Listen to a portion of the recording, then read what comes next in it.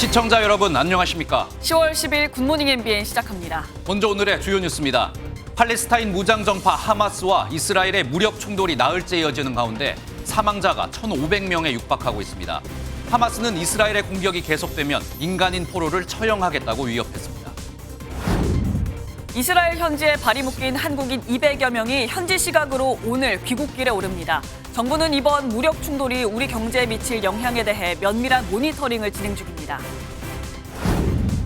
21대 국회 마지막 국정감사가 오늘부터 시작돼 다음 달 8일까지 총 24일 동안 진행됩니다.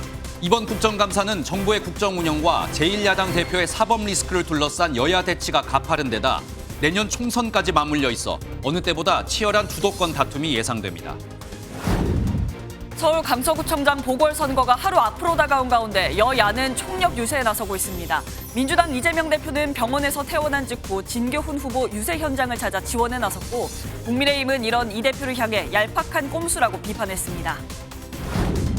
검찰이 이르면 오늘 민주당 이재명 대표의 혐의 중 위증 교사 혐의에 대해 재판에 넘길 것으로 전해졌습니다. 대북 송금 의혹은 다시 수원지검으로 돌려보내 보강 수사에 나설 것으로 알려졌습니다. 오늘 전국이 대체로 맑은 가운데 내륙을 중심으로 안개가 짙게 끼겠습니다. 아침 최저기온은 9도에서 16도, 낮 최고기온은 20도에서 24도로 큰 일교차를 보이겠습니다. 이스라엘과 팔레스타인 무장정파 하마스의 전쟁 나흘째, 현재까지 집계된 사망자는 1,500명에 육박했습니다. 가자 지구를 봉쇄하고 하마스와의 전쟁으로 중동을 바꾸겠다는 이스라엘이 곧 지상군을 투입할 가능성도 커지고 있습니다. 오늘 첫 소식은 고정수 기자입니다. 가자 지구의 하늘이 불과 연기로 뒤덮였습니다. 전례 없는 30만 예비군을 소집한 이스라엘군은 밤 늦게까지 공습을 이어갔습니다. לא ריכזנו עוד את כל הגופות שלהם. מאות מחבלי חמאס הרוגים בעוטף.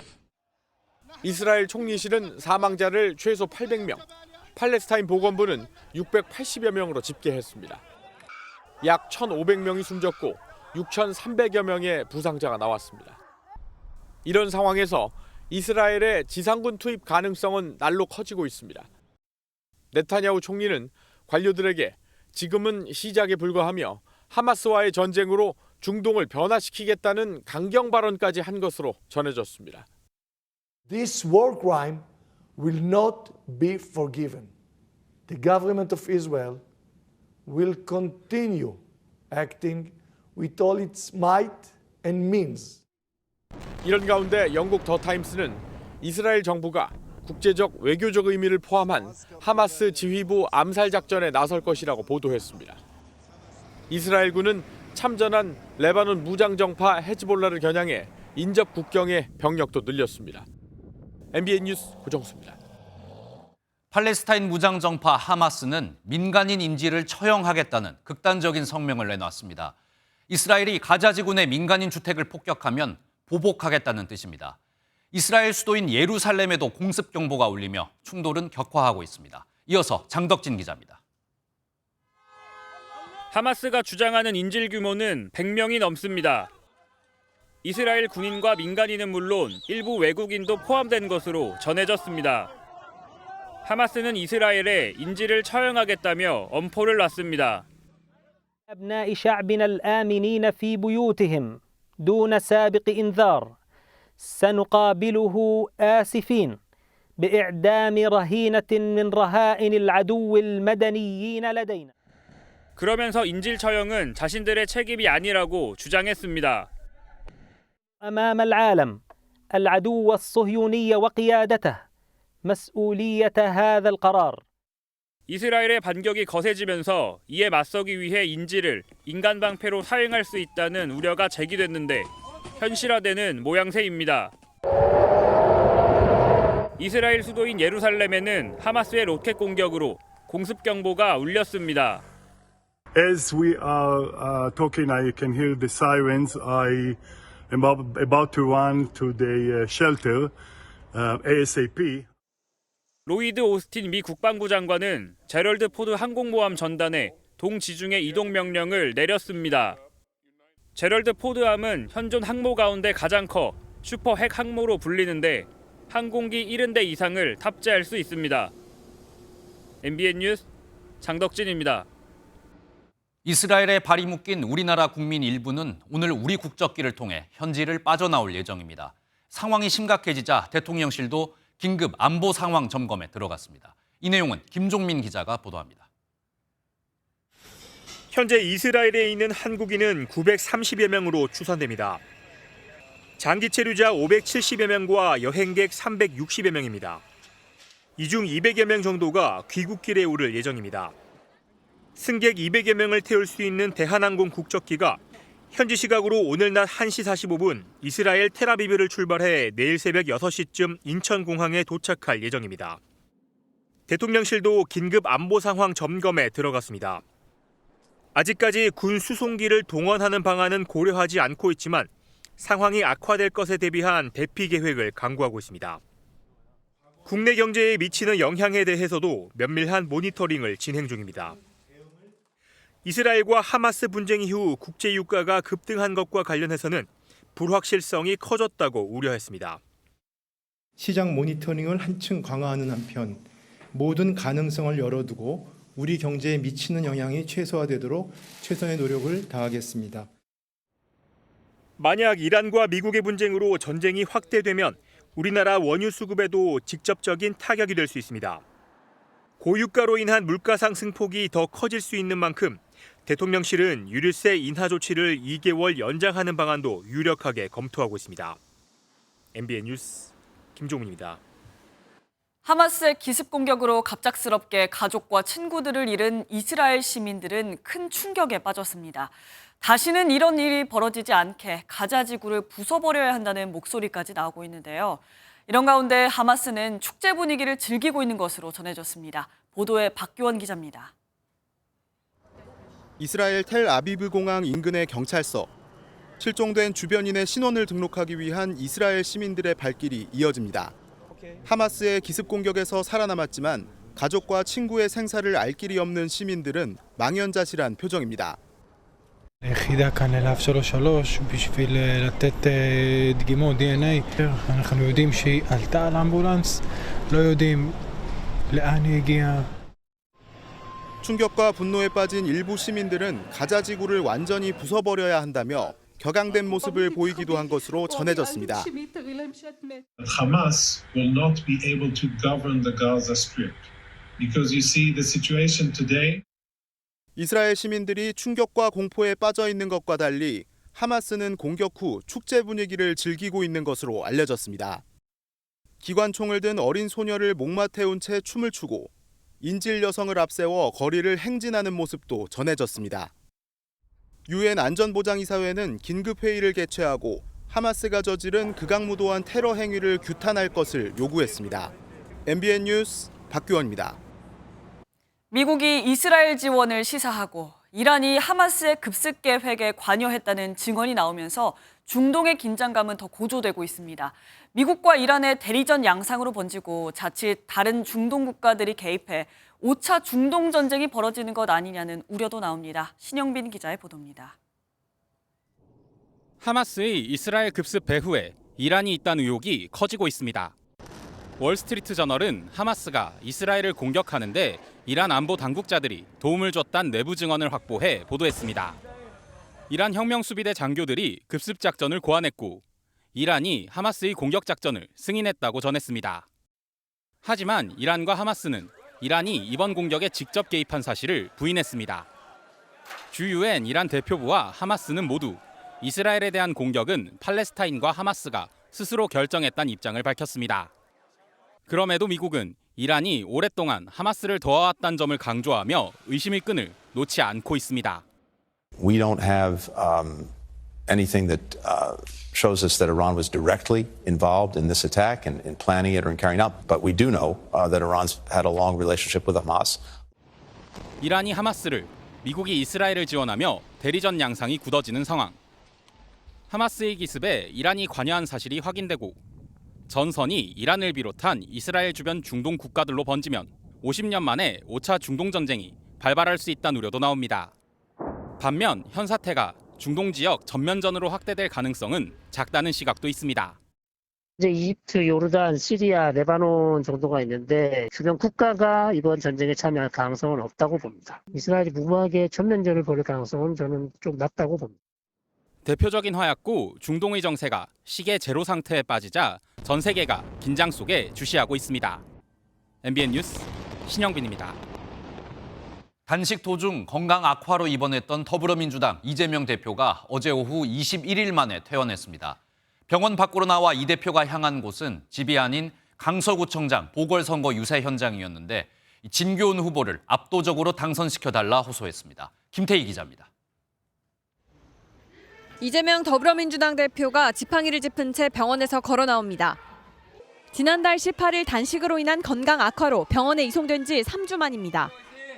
퇴원 소식에 서영교 최고위원과 천준호 비서실장 등 지도부 의원들과 지지자들이 이 대표를 맞이했습니다. 이재명 축하드립니다. 퇴원 직후 이 대표가 향한 곳은 이틀 앞으로 다가온 강서구청장 보궐선거 집중 유세 현장입니다. 홍익표 원내대표 등 지도부의 총출동 속에 이 대표가 깜짝 방문하며 지지자들의 열기는 더욱 뜨거워졌습니다. 진교훈 후보를 압도적으로 당선시켜서 국민의 무서움을, 이 나라의 주인이 진정 국민임을. 민주당은 높았던 사전투표율을 본투표까지 이어가자며 지지층 결집을 호소했습니다. 이재명 대표는 유세 지원을 마치고 집으로 복귀해 당분간 회복 치료를 이어갈 예정입니다. MBN 뉴스 김태희입니다. 국민의힘 역시 강서구청장 보궐선거 총력전에 나섰습니다. 앞서 보신 민주당 이재명 대표의 퇴원 후 이 유세 지원에 대해선 얄팍한 꼼수라며 날을 세웠습니다. 이 내용은 노태현 기자입니다. 강서구청장 보궐선거 본투표를 이틀 앞두고 국민의힘도 지도부가 총출동했습니다. 국민들의 지지가 높은 사전투표율로 드러났다고 주장하며 김태우 후보는 재개발 등을 통해 강서구를 발전시킬 적임자라고 힘을 실었습니다. 재개발을 위한 우리 주민들의 뜨거운 열정이 사전투표를 통해서 이미 드러났고 중심이 되는 그런 구로 만들 수 있도록 힘있는 여당 후보 김태우에게 윤재욱 원내대표와 이철규 사무총장, 안철수 선대위 상임고문 등도 나서 저녁까지 지원 유세를 이어갔습니다. 유세 현장에 등장한 이재명 민주당 대표를 향해선 혹시 선거에서 승리하면 본인 영향력을 보여주려는 얄팍한 꼼수라고 비판했습니다. 그러면서 이 대표가 과거 김포공항 이전을 주장했지만 진교훈 후보는 현재 공항 주변 고도 제한 완화라는 모순된 공약을 내세우고 있다고 꼬집었습니다. 지방선거 공약과 완전히 모순된 내용의 주장을 허황된 빌공짜 공약을 나몰라라 던져놓고 뒷감당조차 하지 않는. 국민의힘은 또 앞서 유세 현장에서 한 민주당 지지자가 김 후보 측을 위협했다는 의혹을 두고 묻지마 폭행과 현수막 방화 등 민주당이 불법과 막장을 보여주고 있다고 비판했습니다. MBN 뉴스 노태현입니다. 한편 오늘부터 21대 국회의 마지막 국정감사가 시작됩니다. 대법원장 공백 사태와 민주당 이재명 대표 수사 논란이 있는 법사위를 비롯해 해병대 최상병 사망 사건과 홍범도 장군 흉상 이전 논란이 불거진 국방위가 주요 격전지로 꼽힙니다. 강용호 기자입니다. 이번 국정감사는 오늘 개막해 다음 달 8일까지 24일간의 일정으로 진행됩니다. 채택된 피감 기관은 791곳으로 지난해보다 8곳이 늘었습니다. 첫날 10개 상임위에서 국감이 진행되는 가운데 법제사법위원회와 국방위원회, 국토교통위원회 등 주요 격전지의 격돌이 예상됩니다. 법사위에선 대법원장 공백 사태를 비롯해 이재명 대표에 대한 수사, 감사원의 문재인 정부 표적 감사 논란 등이 쟁점이 될 전망입니다. 국방위에선 해병대 고 최상병의 사망 사건과 수사 은폐 논란, 홍범도 장군 흉상 철거 문제 등이, 국토위에선 서울 양평 고속도로 종점 변경 의혹 등을 두고 공방이 오갈 것으로 보입니다. 대선 공작 인터뷰 논란이 불거진 과학기술정보방송위원회나 인사청문회 파행 논란이 불거진 여성가족위원회도 격돌이 예상됩니다. 이러한 가짜 인터뷰로 국민들의 판단을 흐리려는 것은 민주주의, 대의민주주의의 근간을 흔드는 그러한 중대한 범죄이기 때문에 잼버리 사태 그리고 김행 장관의 그런 불출석에 대한 여당의 태도 문제 이런 부분들은 지속적으로 저희가 지적을 할 수밖에 없고 내년 총선을 앞두고 전국의 주도권을 잡기 위한 여야의 한치 양보 없는 충돌은 국감 기간 내내 계속될 걸로 예상됩니다. MBN 뉴스 강영우입니다. 백현동 개발비리 의혹과 쌍방울 대북 송금 의혹 등을 수사하던 검찰이 이르면 오늘 이재명 더불어민주당 대표를 추가로 재판에 넘길 예정입니다. 검찰은 법원에서도 혐의가 소명된다고 본 위증교사 혐의를 먼저 재판에 넘기고 나서 보강 수사를 거쳐 다른 혐의도 재판에 넘길 방침입니다. 이상엽 기자의 단독 보도입니다. 검찰은 이르면 오늘 더불어민주당 이재명 대표를 추가로 재판에 넘길 예정입니다. 지난달 27일 이 대표에 대한 구속영장이 기각되고 보강 수사에 나선 지 13일 만입니다. 당시 재판부는 이 대표에 대한 영장을 기각하면서도 위증교사 혐의에 대해서는 소명된다고 판단했습니다. 검찰은 법원에서도 인정한 위증교사 혐의 먼저 재판에 넘기는 이른바 분리기소에 나설 예정입니다. 백현동 개발 특혜 의혹과 함께 재판에 넘겨질 가능성도 배제할 수 없습니다. 검찰 내부에서는 영장은 기각됐지만 백현동 특혜 의혹 역시 유죄를 입증할 정도의 증거는 확보했다고 본 의견이 다수였기 때문입니다. 영장심사재판부 역시 이 대표가 백현동 개발에 관여한 직접 증거는 부족하지만 관여했다고 볼 의심은 상당하다고 봤습니다. 대북 송금 의혹에 대해서는 서울중앙지검에서 다시 수원지검에 되돌려보내 보강 수사를 벌일 가능성이 큰 것으로 알려졌습니다. 검찰은 보강 수사를 마치는 대로 대북 송금 혐의를 쌍방울 그룹의 이 대표 쪼개기 후원 의혹과 함께 재판에 넘길 것으로 보입니다. MBN 뉴스 이상엽입니다.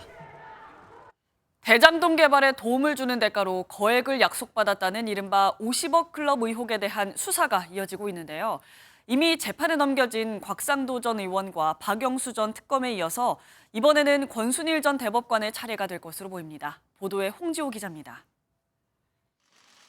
지난 2020년 7월 대법원 전원합의체는 이재명 더불어민주당 대표의 공직선거법 위반 사건을 무죄 취지로 파기환송했습니다. 5심 판결 중 유무죄 부분을 포함한 유죄 부분을 파기하고 이 부분 사건을 수원고등법원에 환송한다. 당시 캐스팅보트 역할을 한 것으로 알려진 권순일 전 대법관은 퇴임 후 화천대유 고문을 지내며 1억 5천만 원을 받은 사실이 뒤늦게 전해졌습니다. 이후 화천대유 대주주 김만배 씨와 권 전 대법관 사이에 재판 거래가 있었다는 의혹이 제기됐습니다.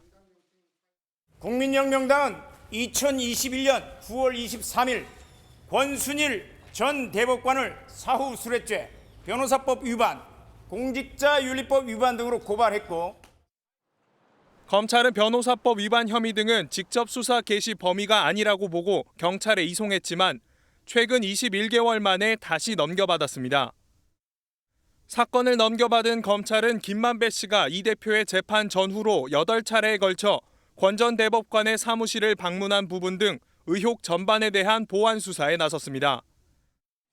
50억 클럽 논란이 불거진 직후 권 전 대법관은 입장문을 통해 알지 못하는 일이고 전혀 사실 무근이라는 입장을 밝혔습니다. MBN 뉴스 홍지호입니다. 흐렸던 연휴와 달리 오늘은 맑은 하늘이 드러나겠습니다. 다만 아침까지 내륙에는 안개가 짙게 끼겠고 큰 일교차에는 유의하셔야겠는데요. 김다영 기상캐스터 자세한 날씨 전해주시죠. 네, 연휴가 끝난 아쉬움을 뒤로한 채 다시 일상으로 돌아온 화요일입니다. 오늘은 맑고 일교차 큰 전형적인 가을 날씨를 보이겠습니다. 현재 대부분 지역이 10도 안팎으로 어제 아침보다 더 쌀쌀하게 출발하고 있는데요. 낮이 되면 서울과 철원 23도, 담양은 24도까지 오르면서 아침과의 기온차가 크게 벌어지겠습니다. 옷차림에 유의하셔야겠습니다. 현재 하늘은 맑게 드러나 있지만 내륙을 중심으로 안개가 짙게 끼면서 시야 확보가 어려운 곳이 많습니다. 특히 해안과 인접한 도로나 교량에서는 가시거리가 매우 짧아질 수 있어서 조심히 이동하셔야겠습니다.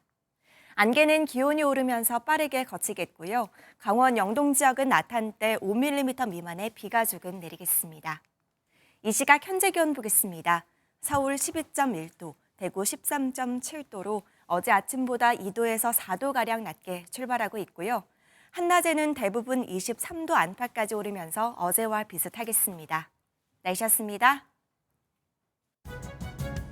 소개해드리는 굿모닝 오늘입니다. 어떤 일정이 있는지 함께 살펴보겠습니다. 윤 대통령이 오늘 용산 대통령실에서 국무회의를 주재합니다. 오늘 국무회의에서는 이스라엘 팔레스타인 무력 충돌로 인한 우리 경제 영향에 각별한 대비를 주문하고 미국 정부가 우리 반도체 기업 중국 공장에 별도 허가 없이 미국산 장비를 공급하기로 한 것에 대한 성과를 알릴 것으로 보입니다.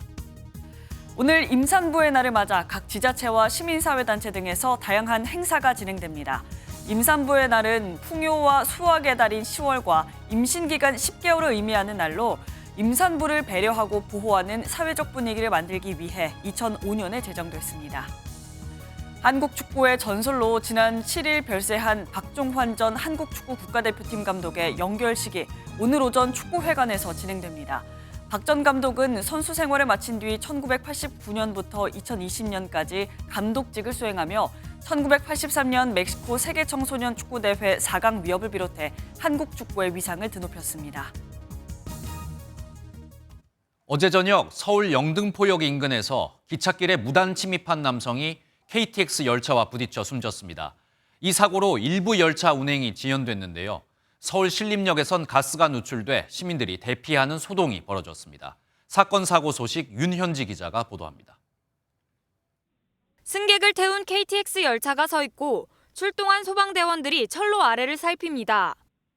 어제 저녁 서울 영등포역 인근에서 선로에 무단 침입한 50대로 추정되는 남성이 KTX 열차와 부딪히는 사고가 발생했습니다.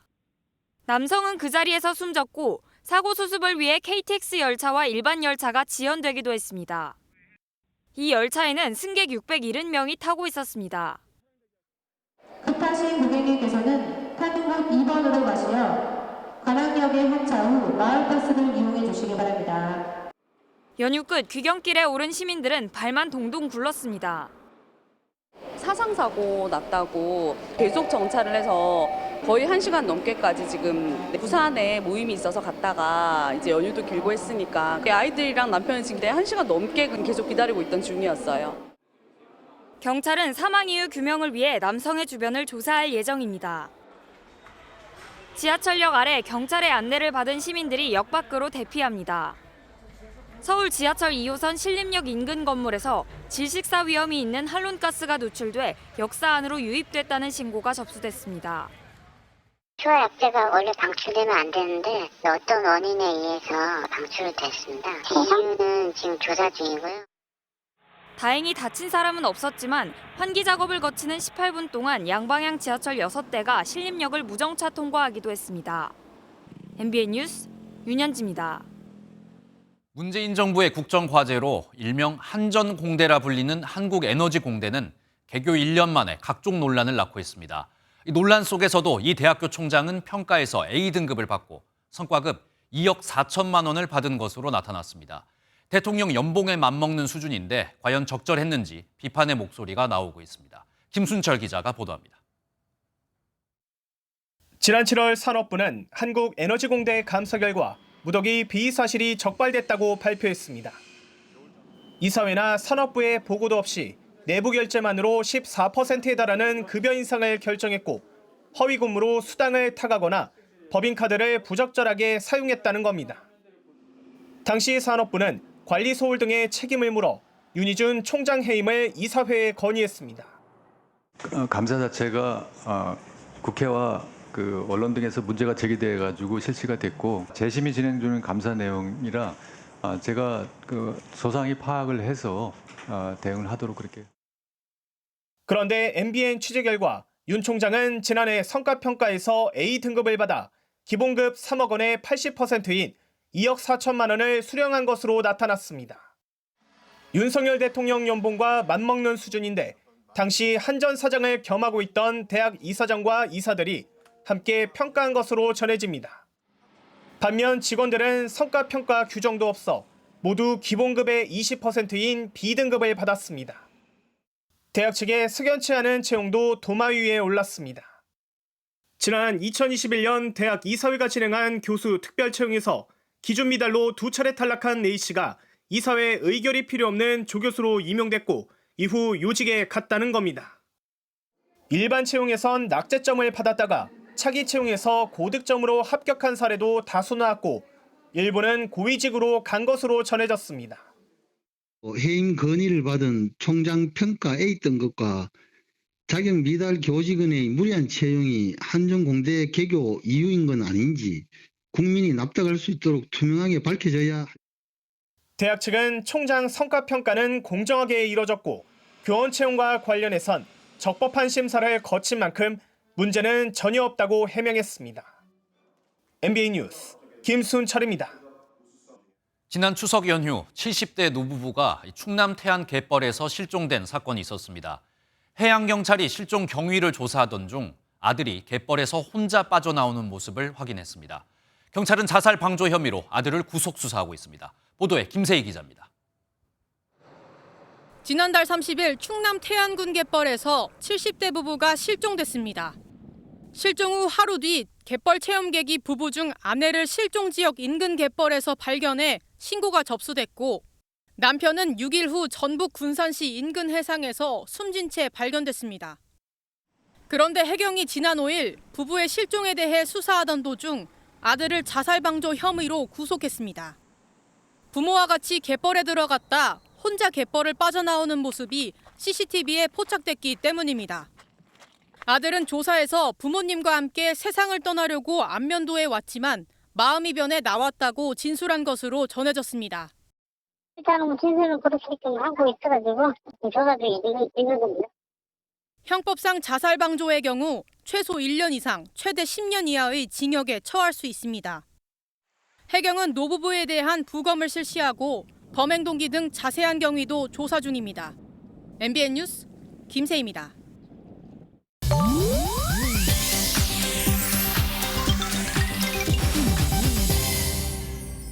인터넷에서 화제가 되는 소식들을 모아 전해드리는 인터넷 와글와글입니다.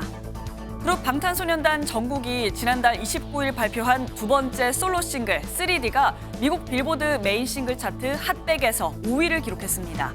현지 시간으로 어제 빌보드는 3D는 정국의 두 번째 핫백 탑10 진입으로 방탄소년단 멤버 중 솔로로 여러 차례 톱10을 기록한 건 정국이 최초라고 전했습니다. 빌보드 메인 차트인 핫백에서 3D는 1,360만 스트리밍, 310만 라디오 방송 점수, 8만 7천 실물 디지털 싱글 판매량을 기록했습니다. 지난 7월 정국은 솔로 데뷔곡 세븐으로 핫백 1위에 오른 바가 있는데요. 다음 달 3일엔 세븐과 3D 등이 수록된 첫 솔로 앨범 골든을 발표할 예정이고요. 다음 달 20일에는 서울에서 팬 쇼케이스를 열어 팬들과 만남을 가진다네요. 항저우 아시안게임 남자축구 결승에서 한국이 일본을 꺾고 3연패를 달성한 가운데 일본 대표팀 소속 니시카와 준 선수가 화제가 되고 있습니다. 지난 7일 경기가 끝난 직후 국내 온라인 커뮤니티와 SNS에는 니시카와 선수의 훈훈한 외모를 칭찬하는 글들이 올라왔는데요. 등번호 일본 10번이 SNS 실시간 검색어에 등장하기도 했고요. 그의 SNS 게시글에도 한국어로 잘생겼다, 한국에 와달라 응원하는 댓글이 쇄도했다고요. 하지만 한일전인데 잘생긴 선수가 눈에 들어오냐며 비판의 글도 있었습니다. 2002년생인 이시카와 선수는 일본 프로리그 사간도스 소속의 미드필더입니다. 버락 오바마 전 미국 대통령의 두 딸인 말리아와 사샤가 담배를 피우는 사진이 일부 매체에 공개되자 미국 누리꾼들의 질타가 이어졌습니다. 백악관을 떠난 지 6년이나 됐는데 자녀들의 삶에 그만 간섭하라는 겁니다. 대학생인 사샤는 지난달 노동절 주말에 파티 현장을 떠나며 친구와 담배를 피우는 모습. 하버드 대학을 졸업한 언니 말리아는 지난 4일 로스앤젤레스의 상점 근처에서 담배를 피우는 모습이 포착됐는데요. 한 매체는 현지 시간 지난 7일 흡연 사진이 공개된 것과 관련해 대중의 반응을 전했습니다. 금연 홍보를 했던 말리아가 흡연을 한 건 아이러니라는 반응도 있었지만 대다수의 누리꾼들은 두 딸이 이젠 자신의 인생을 살도록 내버려둬야 한다며 기사를 내보낸 언론을 질타하는 의견이 많았다고 하네요. 인터넷 와글와글이었습니다. 우정사업본부가 지금까지 세금 100억 원을 들여 진행한 초소형 전기차 사업이 있습니다. 그런데 사용하는 집배원이나 전기차를 만드는 사업자 모두 불만이 큽니다. 만 대를 구매한다던 전기차 물량이 겨우 1000여 대에 그치며 투자했던 생산업체는 문을 닫을 형편이고 집배원들은 관리도 제대로 받지 못하고 있습니다. 유승호 기자가 취재했습니다. 집배원의 안전을 보장하고 탄소 배출을 줄이고자 우정사업본부는 초소형 전기차를 대규모로 도입하겠다고 밝혔습니다. 지난 2018년부터 3년 동안 1만 대를 도입할 예정이었지만 실제 구매 계획은 미뤄지고 규모도 크게 줄었습니다.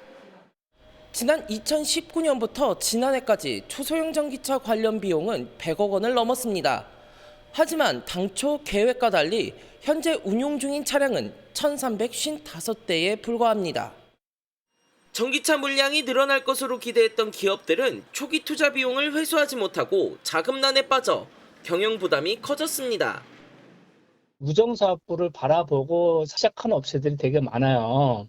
초창기에 한 발짝 나갈 수 있는 사다리 역할을 정부가 해줘야 되는데 사다리 역할이 안 되다 보니까 그냥 죽을 수밖에 없는 거죠. 집배원들도 전기차 사업에 불만입니다. 근데 전기차가 아주 가볍다 보니까 쏠림 현상도 엄청 심하고 좁은 것도 차가 못 들어가면 걸어 들어가야 되는 데도 많고요. 충격이 그대로 와요. 이게 일반 승용차처럼 완충이 없더라고요. 심지어 최근에는 생산업체 경영난에 부품도 제때 들어오지 않아 장고장 수리도 어렵습니다. 우정사업본부는 짧은 시간에 많은 차량을 보급하기보다 단기적 도입이 바람직하다고 판단했기 때문이라며 초소형 전기차 사업을 계속 추진하겠다고 밝혔습니다. 하지만 생산업체 상황이 여의치 않아 우정사업본부 계획대로 될지 미지수입니다. 실제로 생산업체 경영난으로 지난해 도입하려던 123대 가운데 56대만 납품됐고 올해 추가 도입부는 여전히 사업자를 찾지 못했습니다. 중소기업과 친환경을 명분으로 시작한 섣부른 정책으로 사용하는 현장도 생산하는 업계도 모두 어려움을 겪고 있습니다. MBN 뉴스 유승호입니다.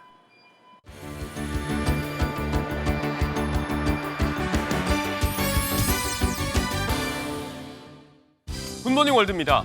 버려지고 쓸모 없어진 것들에 새로운 가치를 부여하고 더 나아가 예술로 승화되는 재활용품들을 보는 재미가 쏠쏠한 요즘인데요. 200만 개의 병뚜껑이 들려주는 이야기 한번 들어보시죠. 영국 런던의 테이트 모던 미술관입니다. 언뜻 봐서는 용도를 알 수 없는 거대한 이것, 하나의 설치 미술인데요. 붉은 달의 뒤편이라는 이름의 모자이크 작품입니다. 이 장엄한 작품을 만든 건 가나 작가 엘 아나추이. 무려 200만 개의 병뚜껑을 부수고 비틀고 꿰매 그 속에 많은 이야기를 담아냈습니다. 아프리카와 유럽, 아메리카가 얽힌 역사, 특히 노예무역 등 이민자의 여정과 상실감을 표현했다고요. 일상에서 쉽게 버려지는 것들을 통해 숭고한 서사를 그려낸 이 작품은 내년 4월까지 이곳에서 관람객들을 만납니다. 이번에는 문명의 산물이 아닌 자연이 만든 장관을 만나보십시오. 대자연이 직접 빚은 작품, 그 스케일도 사람의 솜씨와는 비교 불가인데요. 날이 추워져야 볼 수 있다는 붉은 지평선을 소개합니다. 중국 북부 내몽고 자치구입니다. 물감을 뿌려놓은 듯 붉은색의 드넓은 지평선이 끝도 없이 펼쳐져 있는데요. 꽃밭도 사막도 아닌 이곳의 정체는 바로 초원입니다. 수에다 글라우카라는 이름으로 알려진 이 풀은 초가을에 접어들어 날씨가 추워지면 이렇게 붉은색으로 변한다고요. 선명한 붉은빛과 주황빛이 어우러진 이 장관은 무려 500제곱미터에 이르는 평원 위에 펼쳐집니다. 사막 위에 깔아놓은 붉은 용단, 한 폭의 풍경화를 연상케 하는 이곳. 일대를 여행한다면 꼭 한 번쯤 들러볼 만하겠죠. 새로운 기술의 등장에 그 자리를 내주고 물러나는 것들. 하지만 오랜 시간과 역사를 간직한 명물 앞에 그 쓸모를 논하는 건 의미가 없겠죠. 150년간 바다를 지켜온 등대를 구하기 위한 노력 만나봅니다. 미국 플로리다, 오래된 등대에 10년 만에 다시 조명이 밝았습니다. 이 일대에서는 자유의 여신상으로 통한다는 일명 악어 등대. 무려 1873년부터 인근 산호초 등을 피해가도록 선박들을 안내해 왔는데요. 하지만 2013년 이후 그 빛을 잃은 채 우두커니 서 있어야 했습니다.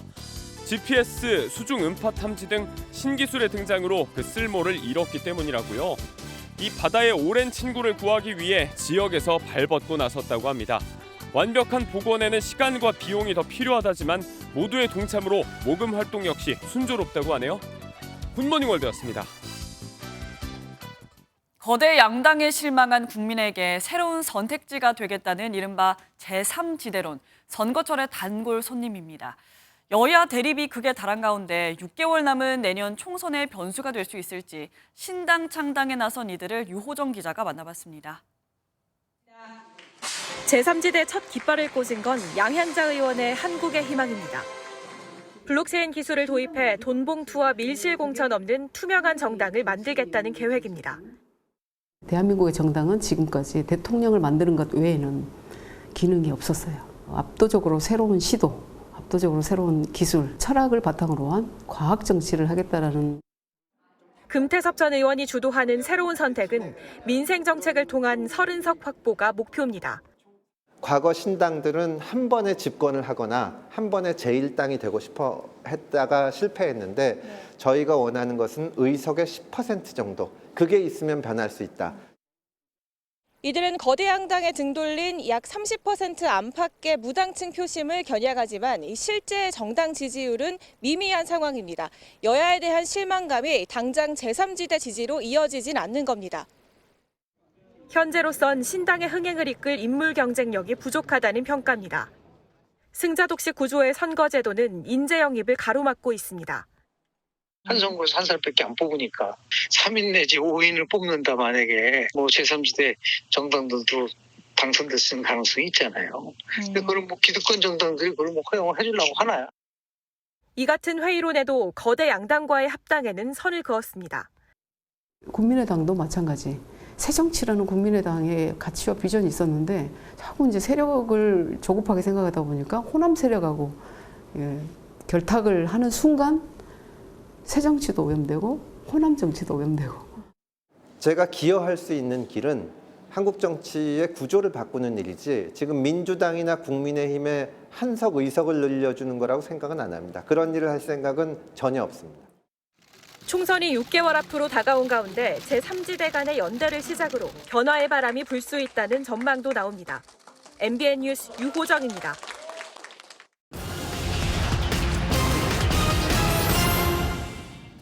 서울 아파트 전세 거래 비중이 2년 4개월 만에 최대를 기록했습니다. 지난달 서울 아파트 전 월세 거래량 14,000여 건 가운데 전세 거래는 8,700여 건으로 전체 62.1%를 차지했습니다. 2021년 5월 이후 가장 높은 수치인데 대출이자 상승과 전세 사기 여파로 거래가 줄었었지만 최근 전세값이 떨어지면서 수요가 늘어난 것으로 풀이됩니다. 국내 가상자산 시가총액이 46% 늘어났지만 이용자와 거래액은 줄어든 것으로 나타났습니다. 지난 6월 말 기준 국내 가상자산 시가총액은 28조 4천억 원으로 작년보다 9조 원 증가했습니다. 주요 가상자산의 가격이 올랐지만 2021년 말과 비교하면 아직 절반 수준에 불과한데요. 하루 평균 거래 규모와 이용자 수는 지난해 하반기 대비 각각 1.3%와 3.0% 감소했습니다. 주요 외식 품목 중 80%가 소비자 물가 평균 상승률을 웃돈 것으로 나타났습니다. 지난달 소비자 물가 지수는 112.9로 지난해 같은 달 대비 3.7% 상승했는데 외식 물가 상승률이 4.9%로 특히 높았습니다. 외식품은 39개 품목 중 31개가 평균을 넘어섰는데 피자가 12.3%로 가장 많이 올랐고 오리고기, 구내 식당 가격 상승률이 뒤를 이었습니다. 굿모닝 경제였습니다. 미국 정부가 우리나라 반도체 기업 중국 공장에 미국산 반도체 장비를 공급하기로 결정했습니다. 대통령실은 미국 정부가 삼성전자와 SK하이닉스의 중국 공장에 대해 허가 절차나 기한 없이 미국산 반도체 장비를 공급하기로 결정했다며 공장 운영과 투자 관련 불확실성이 완화됐다고 밝혔습니다. 앞서 미국 정부는 중국 반도체 기업에 대해 장비 수출을 사실상 금지하고 삼성전자와 SK하이닉스에 대해서는 규제를 1년간 유예했습니다. 올해 노벨 경제학상은 남녀 임금 격차 등 노동시장의 성불평등 문제를 역사적 관점에서 연구한 클로디아 골딘 하버드대 교수가 수상했습니다. 골딘 교수는 거시 중장기적인 관점에서 여성의 경제 활동이 어떻게 변했고 일과 가정 사이에서 여성들이 어떤 결정을 내렸는지 연구해왔습니다. 어제는 577돌 한글날이었습니다. 그런데 한글 한자 없이 외국어로만 써진 간판이 많다는 지적 꾸준히 제기돼 왔는데 줄어들기는커녕 더 늘어나고 있습니다. 이유가 뭔가 살펴봤더니 있으나마나한 규정 탓이었습니다. 박혜빈 기자가 취재했습니다. 남녀노소가 즐겨 찾는 서울 용산의 한 거리. 영어로 된 간판은 기본이고 제대로 읽기도 어려운 외국어 간판이 줄지어 있습니다. 500m 내 30여 곳의 가게를 둘러본 결과 22곳이 영어로만 간판을 표기했고 8곳은 일본어와 프랑스어, 스페인어 등으로만 간판을 표기했습니다. 서울 성수동과 압구정 가로수길은 물론 직장인들이 많은 여의도도 마찬가지입니다. 영어 간판 말고도 다른 외국어 간판들이 있어서 알아보기도 좀 힘들고 최근에 너무 많이 늘어난 감이 있어서 보기에도 좀 복잡해 보이는 것도 있는 것 같아요.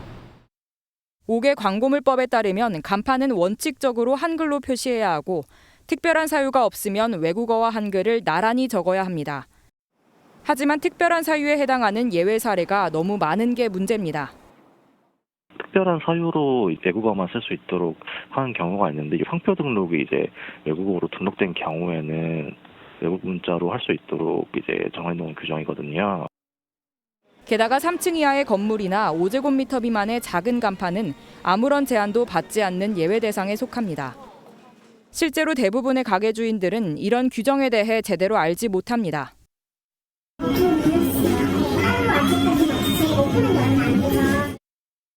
특히 과태료 등 처벌 기준이 모호해 단속도 거의 이뤄지지 않고 있습니다.